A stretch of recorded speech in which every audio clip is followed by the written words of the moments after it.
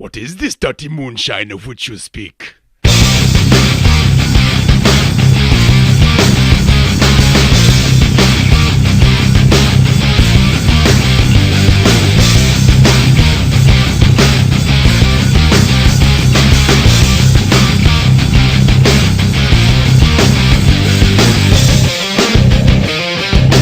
Hey everybody, Mr. Playtown here. Welcome back to my channel again. Here we have Bridget Romero, my aunt, and we're doing another reaction to the same guy. Yeah, if you didn't check the last one, check it out. It was people 10 that killed because of video games. because of video games. Yeah. Was... So now we're gonna do 10 most inappropriate messages in kids shows. So see what that's about. Here we go.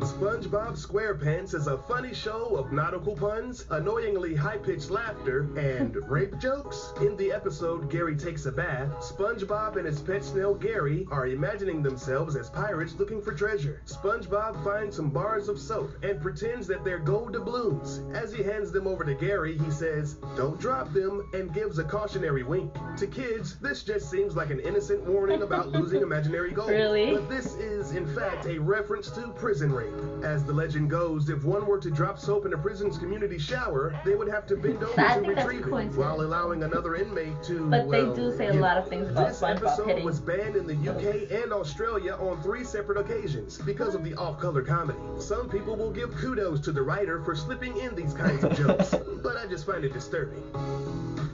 The main antagonist of the 2001 animated hit Shrek was Lord Farquaad, whose name was purposely made to sound like Farquaad. There's a scene where the little Farquaad was sitting upright and naked in his bed while drinking an alcoholic beverage. He then demands that the magic mirror show him a picture of Princess Fiona. With an apprehensive grimace, the mirror pulls up a photo of the princess. As Farquaad says, "Ah, perfect," a very subtle movement can be seen underneath the sheets where his crotch is located. Realizing he's getting a little too excited, he quickly pulls up the bed sheets to cover up his growing erection. There's no doubt about it, there's definitely some movement under those sheets. He then looks back at the mirror, embarrassed. Visible erections in a kid's movie?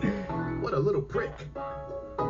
Disney's Frozen was an instant smash hit. It had kids across the world singing Let It Go, and had parents clamoring to the toy stores looking for that latest Elsa doll. But there's a part in that movie that has adults snickering to themselves as the kids looked on in confusion. When Anna's talking to Kristoff about the man she married on a whim, he's rightfully skeptical about her knowledge of her newfound fiancé. So he rattles off a bunch of questions to quiz her. After asking about his eyes and last name, he then slyly inquires about his foot size. Anna quickly replies, "Foot size doesn't matter," and looks off to the side, scoffing at the idea. Asking about a man's foot size alludes to the size of a man's penis. When Anna replies size doesn't matter, the young princess is either extremely naive I remember or that. she's implying that it's not the size of the boat, it's the motion in the ocean. She said that? Of all the Yeah, I entries think so. on I the list, remember that. this one is the most blatant example of sneaking sex into a kid's film. The Rescuers was a 1977 animated film dealing with kidnapping victims and the mouse organization hired to help them. These pint-sized detectives travel the world on the back of an albatross, trying to rescue I would an hate orphan it. girl from the Sounds middle so of the horrible. Devil's Bayou. Wow, what a charming and enduring story of heroism. Well, it would be if the production team didn't intentionally put a picture of a bare-chested lady right in the movie. As the mice are flying on the back of a bird strapped inside of a sardine can, in the background there is a totally topless woman standing in the window. For 22 years, the pornographic image went undetected. Then, in 1999, Disney issued a recall on all copies of the film. They claimed that it was added in post-production by a company not affiliated with them. Disney said the aim of the recall was to keep its promise to families that they can trust and rely on the Disney brand to provide the best in family entertainment. Looks like the only thing Disney's providing is the best boobs in the business. Ah, look at those cute little penguins, tapping their little toes and practicing their sex positions. Wait, what? Yep, you heard right. These penguins get down and dirty right in front of you, and your kids were none the wiser. In one scene, Gloria pops out of the water and then slides down across the ice. Well, wouldn't you know it, old clumsy Mumbles flies out of the water and hilariously lands on top of Gloria. As they slip and slide around each other, they find themselves in some pretty unfortunate positions. What follows is a cavalcade of Kama Sutra. They are pretty much doing several erotic sex positions, which to the kids looks like innocent floundering accidents. I'm not sure how two penguins in the 69 position and then into the doggy style got approved for a PG rating. I guess Mumble's feet aren't the only thing that he'll be tapping to. But it looks kind of suspicious. Wacko, Yakko, and Dot are the Animaniacs. This was a show that aired between the mid to late 90s. Steven Spielberg was the executive producer. It was a huge hit with the kids as well as adults, garnering about 1 million viewers every week. Intended to be a children's show, sometimes they would go a little bit too far with the sexual innuendo. In the most extreme instance, while the main characters are trying to solve a crime, Yakko tells Dot to dust for Prince. She returns with the pop musical sensation, Prince. Yakko tells her, no, fingerprints. Dot and Prince share an awkward glance before she says, I don't think so. The joke is that she misheard the instructions as fingerprints. This naughty double entendre was never recalled or edited out. Even the creators of the show don't know how it managed to get past the censors. I have no idea how. Cow and Chicken was an American animated comedy series on the Cartoon Network from 1997 to 99. It featured anthropomorphic animals, humanoid figures that ate with their feet, and a naked red dude that was literally the cartoon embodiment of Satan. And needless to say, this show had a lot going on. But when they aired the episode Buffalo Gals, the proverbial crap hit the fan. A bunch of manly-looking women storm into the house, immediately get on their hands and knees, and start chewing on the floor. The mother then explains that they are the Buffalo Gals, a motorcycle riding gang that randomly burst into people's homes and chews on their carpet. The term carpet muncher is a derogatory slang for lesbians, referencing the act of gay oral sex. One of the bikers is even named Munch Kelly. Later on in the same episode, they sing about coming out, which could also mean coming out of the closet. When they made this episode, it was like the creators were trying to get their show canceled on purpose. Once the censors found out about the over-the-top innuendo, the episode was instantly banned, and now can only be found in the deepest annals of the internet.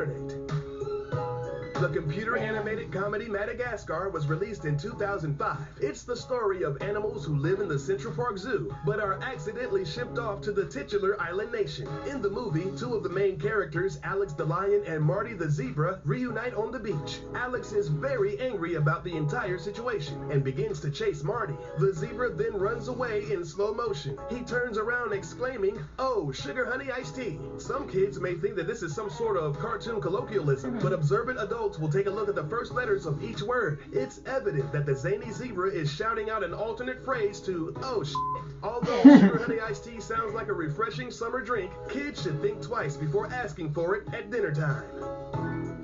Chowder was one of those weird cartoons where you either loved it or you hated it. The Cartoon Network series lasted for 49 episodes from 2007 to 2010. It follows the misadventures of a young chef apprentice named Chowder and his daily exploits under the ever-absent-minded culinary coach, Mong Dao. In one episode, Mong and his floating mushroom fairy wife Truffles are in the kitchen standing next to Chowder. Truffles says, "I think it's time to get cooking," and then kisses Mong on the cheek. He blushes, smiles, and his already elongated nose perks up and shakes like an erect penis. They walk off into another room, presumably to have sex, while Chowder says, "Hey guys, where you going? The kitchen is in here." Seeing as how the age demographic for the show was 7 to 12, curious kids were more than likely asking their parents why they left the kitchen to go cook.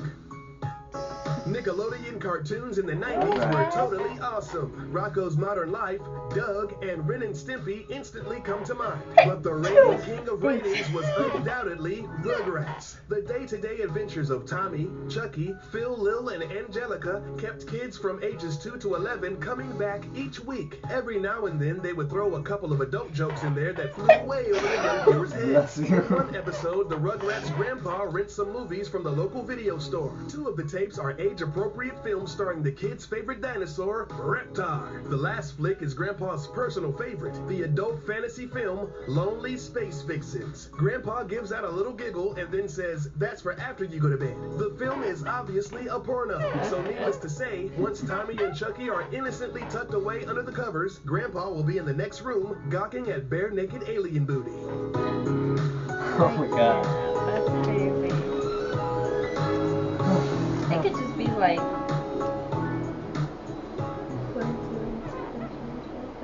I don't know, some of them seemed a little, you know. Like real? Yeah, I mean. That one of Shrek kind of looked like. I mean, that looked kind of on Yeah, purpose. because it was. Yeah, it definitely went up. But I don't know. The one of Frozen too. I need to see that movie again. I didn't know that came out. I mean, I actually didn't even finish watching the movie, but Oh. that was crazy. Alright, guys. Subscribe, like, subscribe to Bridget Romero, and see ya.